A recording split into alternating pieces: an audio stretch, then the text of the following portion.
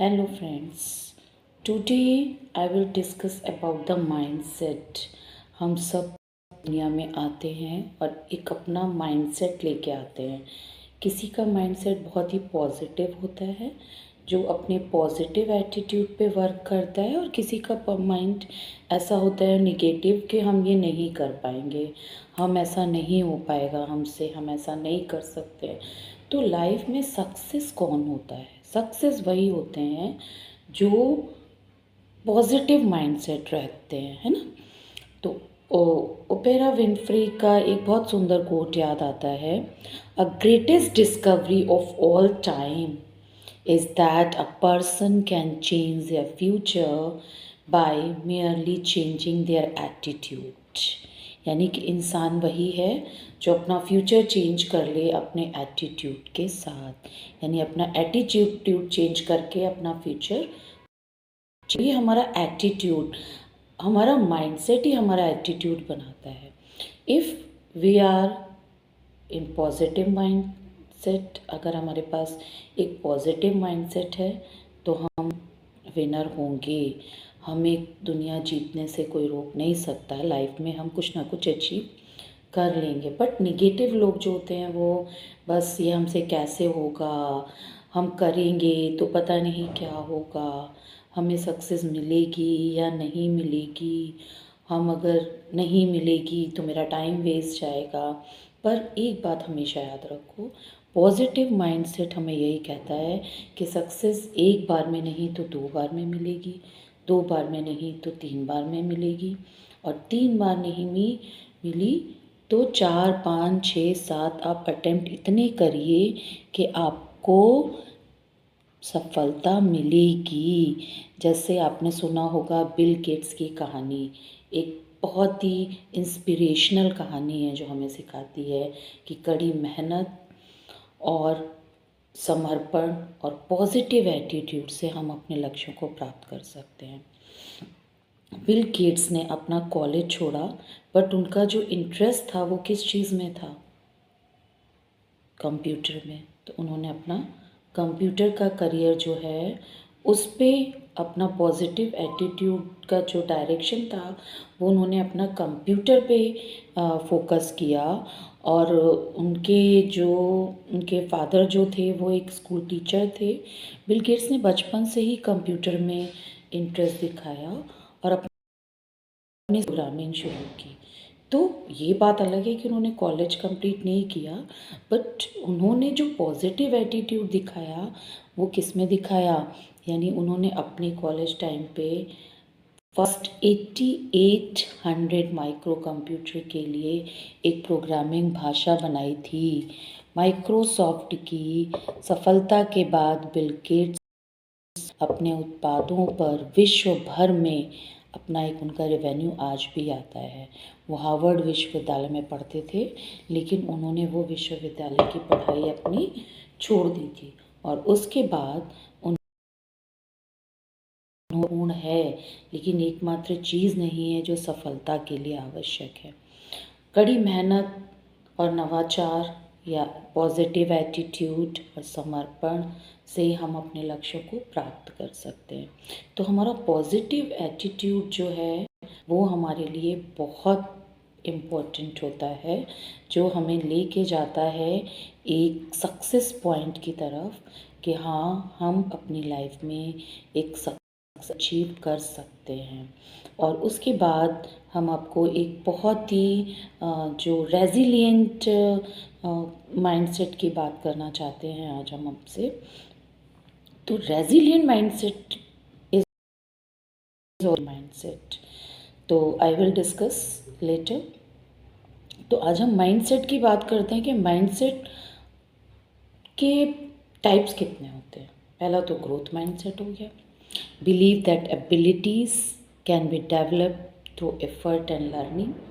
सबसे पहला तो आपका ग्रोथ, आपका जो माइंड सेट है, अपना जो एप्टीट्यूड है वो ग्रोथ वाला रखना चाहिए कि I can grow every day, I am growing every day, जो आप एक एफर्मेशन करते हैं ना। तो इसका बहुत एक सुंदर सा एग्जांपल मैं देना चाहूँगी थॉमस एडिसन का, जिन्होंने 1000 अटेम्प्ट जो थे, अपनी इन्वेंशन, उन्होंने बल्ब का इन्वेंशन किया था, लेकिन वो सक्सेस कब हुए? अपने 1000 अटेम्प्ट के फेल होने के बाद। 1000 attempt to invent the light bulb demonstrate a growth mindset. इतने बार असफल होने के बाद उन्होंने फिर से अपने आप को, अपना जो ग्रोथ माइंडसेट है उसको कंटिन्यू रखा और उन्होंने एक दिन लाइट का आविष्कार कर दिया। आज हम सब रोशनी में बैठे हैं, Thomas Edison. Next is positive mindset. Focus on good things in life and accept positive outcome. हमें हमेशा गुड थिंग्स पे फोकस करना है और पॉजिटिव एटीट्यूड रखना है, जिससे हमें पॉजिटिव आउटकम मिलते हैं। A person with a positive mindset might view a job rejection. हो सकता है कभी आपको एक जॉब से रिजेक्शन मिल जाए, बट उससे आपका वेट कर रही होती है। कभी कभी आपको एक जॉब नहीं मिलता और उस जॉब से ज़्यादा कुछ मिल जाता है। तो हमें हमेशा जो माइंडसेट अपना है वो पॉजिटिव रखना चाहिए कि एक नहीं तो कुछ और मिलेगा, है ना। एक सपोज़ एक जॉब में आप सक्सेस नहीं हुए या एक एग्ज़ाम में सक्सेस नहीं हुए, एक अटेम्प्ट में सक्सेस नहीं हुए, तो next time you can be, है ना। तो हमें अपने आप को कीप ऑन रखना है। Next is the resilient. Third one is a resilience mindset. ठीक है, bouncing back from setback and failure. किसी भी फेल्योर को, हमारे साथ कोई भी इंसान लाइफ में ऐसा नहीं है जो फेल ना हुआ हो, लेकिन फेल होने के बाद वापस अपनी पोजीशन पे आना, दैट इज़ कॉल्ड रेसिलियंस। कितनी भी, जैसे आपने देखा होगा, आंधी और तूफान में पेड़ होते हैं, हिलते हैं, डुलते हैं, बहुत ज़ोर से हवा आती है, झुक जाते हैं, लेकिन वापस तूफान के बाद फिर से स्ट्रेट खड़े हो जाते हैं। तो they are the example of resilient. और हम सब भी को भी इससे एक यही एजुकेशन लेनी चाहिए कि we everybody should be resilient. जैसे एक बहुत ही खूबसूरत एग्जाम्पल मैं बताना चाह रही हूँ रेजिलियंट का, और इसको मैं थोड़ा सा डिस्कस करूँगी कि जेके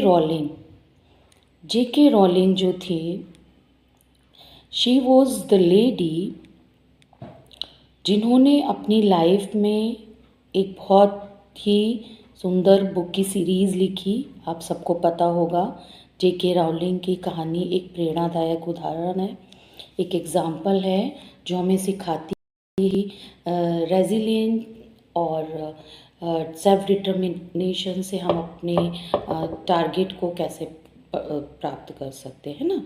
तो be resilient, this is the example of JK Rowling. JK Rowling एक ब्रिटिश राइटर हैं जिन्होंने हैरी पॉटर सीरीज़ लिखी है।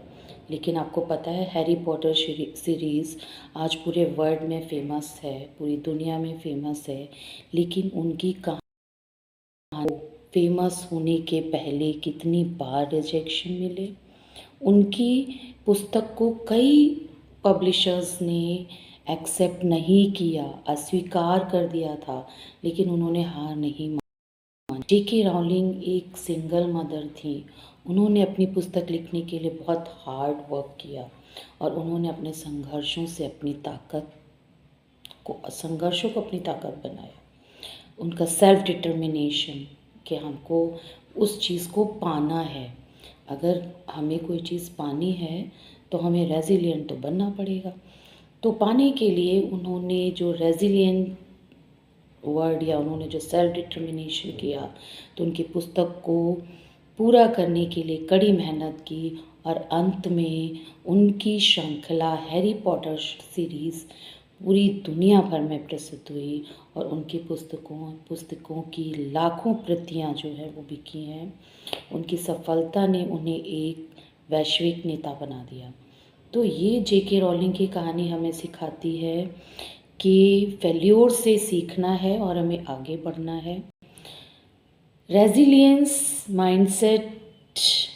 रेजिलियंस होना है, हमें अपना माइंडसेट रेजिलियंट रखना है। ये रेजिलियंट माइंडसेट हम सबको लाइफ में कहीं ना कहीं कोई ना कोई प्रोग्रेस देगा। So always be resilient. Next जो हमारा माइंडसेट है that is abundance mindset. Believe that there is enough for everyone and that success is not limited.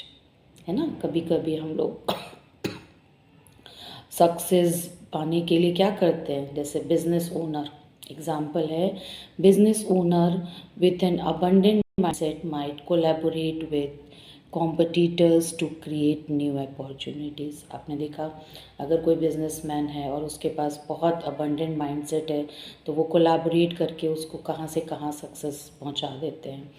तो इस तरह से, पर हमारा जो माइंडसेट है उस माइंडसेट में हमारा पॉजिटिव भी है, ग्रोथ माइंडसेट भी इम्पॉर्टेंट है, रेजिलिएंट माइंडसेट भी हमें सक्सेस देता है, अबंडेंट माइंडसेट भी हमें सक्सेस देता है। बट उसमें हमें एक माइंडसेट और काम आता है, that is called gratitude mindset. Gratitude mindset मतलब समझे आप, ग्रैटिट्यूड हमें किसी का ग्रैटिट्यूड फील करना, focus on the things you are thankful for, किसी के लिए थैंकफुल होना, किसी ने आपके साथ कुछ अच्छा किया है तो उसका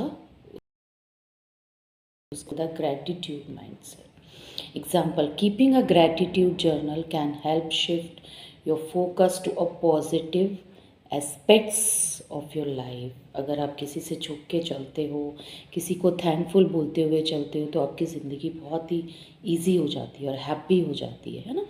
बाय अडॉप्टिंग दीज माइंडसेट्स, है ना। अभी हमारे पास कुछ और भी माइंडसेट्स हैं, क्योंकि आज हम कई बात करेंगे जो माइंडसेट जनरली हम यूज़ करते हैं, हमें पता है, पर अभी don't know what is the name of these mindsets. तो अभी हम एक माइंडसेट्स की बात करते हैं, that is adaptability mindset. Be open to change and willing to change. Example, a company that adapts quickly to change in the market can stay ahead of the competition. आज हम सब उसी दुनिया में जी रहे हैं। कभी जैसे हम लोग 90s के हैं, हम लोगों ने अपने टाइम पे पहले black and white TV, then colour TV, then इतने चैनल्स हैं, फिर हम लोगों ने कंप्यूटर देखा, कंप्यूटर के बाद हम लोगों ने अब इंटरनेट, और फिर अब हम चैट जीपीटी और एआई की दुनिया भी देखेंगे। अब नेक्स्ट आने वाली जनरेशन में अभी शुरुआत हो गई है। तो इस चेंज को अडेप्ट करना, that is very very essential. ठीक है, ये this is called the adaptability mindset, है ना। Next is a curiosity mindset. Be curious and ask questions to learn. Like few people are fearing about that कि कुछ आने वाले टाइम पे पता नहीं क्या होगा, बट अ बेस्ट सर्वाइव वही करेंगे, बट बेस्ट सर्वाइवल उन्हीं का होगा जिनका माइंड क्यूरियोसिटी का होगा। So curiosity mindset is also very very important. Be curious and ask question to learn and grow. Student life के लिए भी all the mindsets are very very important.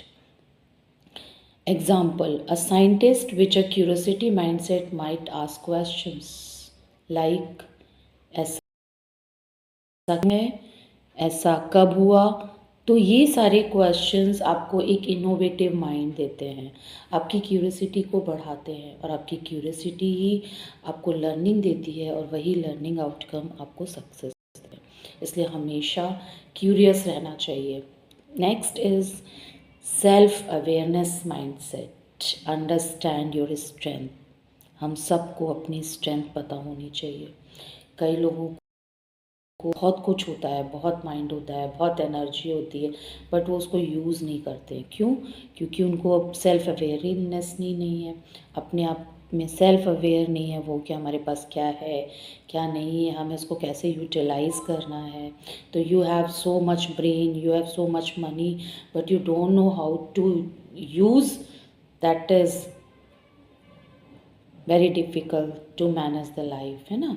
कहते हैं, एक बहुत अच्छा सा एग्ज़ाम्पल आपने सुना होगा, जो अक्सर एक लाइन पढ़ी होगी कि आपका जो घर का सोफ़ा सेट कितना अच्छा है ये वैल्यू नहीं रखता, ठीक है, आपका घर कैसा है, उसका सोफ़ा सेट कैसा है, घर की सेटिंग कैसी है, ये इम्पोर्टेंट नहीं रखता। आपका माइंड सेट कैसा है, ये इम्पोर्टेंस बहुत बड़ी है, ये इम्पोर्टेंट रखता है।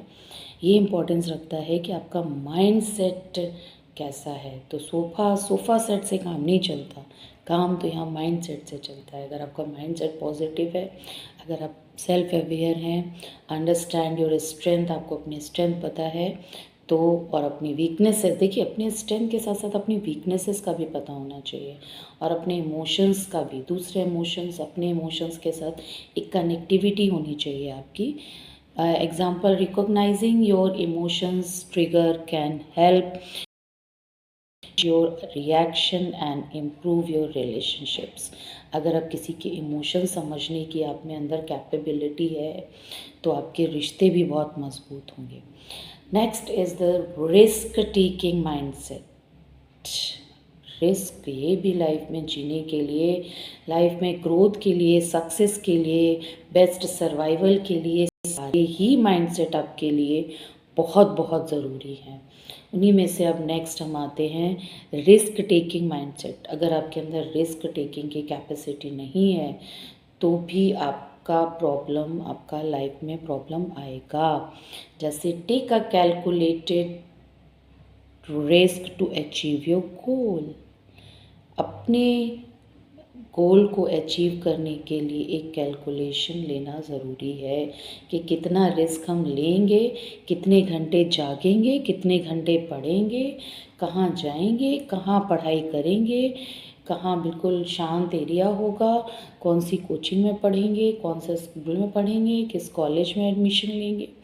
ये जो आप का माइंडसेट है that is very very essential. मैंने देखा कुछ बच्चे, अक्सर बच्चे जो होते हैं वो गांव के बच्चे कहाँ से कहाँ पहुंच जाते हैं, तो because of their risk taking mindset कुछ गांव के गांव में ही रह जाते हैं।